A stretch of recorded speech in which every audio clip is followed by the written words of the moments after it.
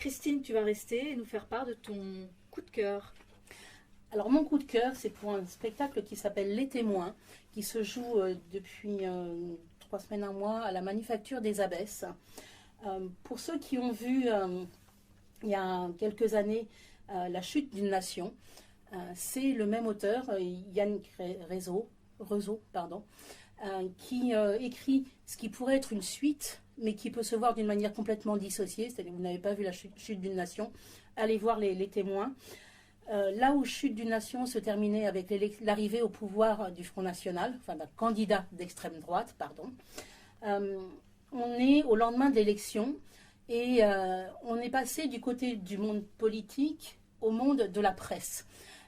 Et là, on va avoir des journalistes qui vont se trouver confrontés à comment réagir à cette élection, comment réagir à cet avènement d'un nouveau pouvoir qui entend brider la presse et toutes les expressions. Et la question est de savoir comment garder son indépendance et rester dans sa déontologie quand on est confronté à un pouvoir qui veut vous écraser et vous faire taire.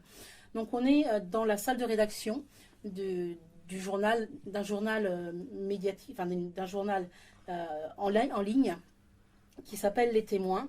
Et on va avoir ces 5 journalistes qui vont chacun avoir un point de vue et essayer de mêler, d'appréhender cette situation nouvelle.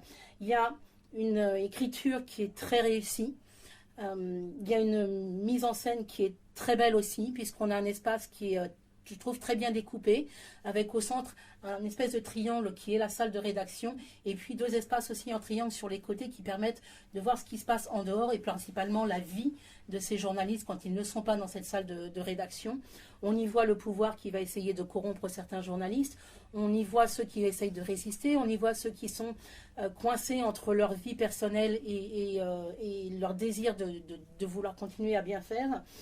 Et il y a toute cette écriture qui nous questionne beaucoup sur ce qu'est la liberté de la presse et comment elle doit réagir quand le pouvoir les menace.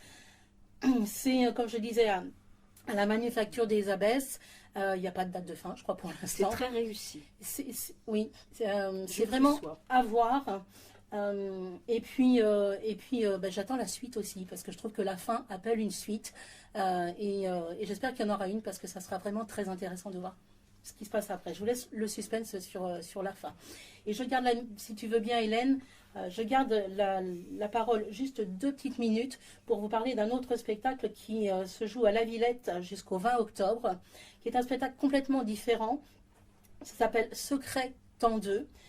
C'est fait par Johan Le Guilherme. C'est un spectacle qui date déjà de 2012, mais qui est en complète et perpétuelle évolution. Johan Le Guilherme a un univers qui est unique, qui est pas du théâtre, qui est pas du cirque, qui est assez indescriptible et j'essaierai pas de vous le décrire. Il cherche sans arrêt à étudier le temps, le mouvement, la matière, et il crée un spectacle tout en originalité, en poésie, en rythme. Je peux que vous inviter à aller le voir pour le découvrir par vous-même. C'est juste magnifique. Moi, j'ai découvert cet univers il y a 2 ans et franchement, je ne louperai rien de ce qu'il fait jusqu'à l'avenir parce que c'est vraiment un univers extraordinaire. D'accord. Encore merci, Christine.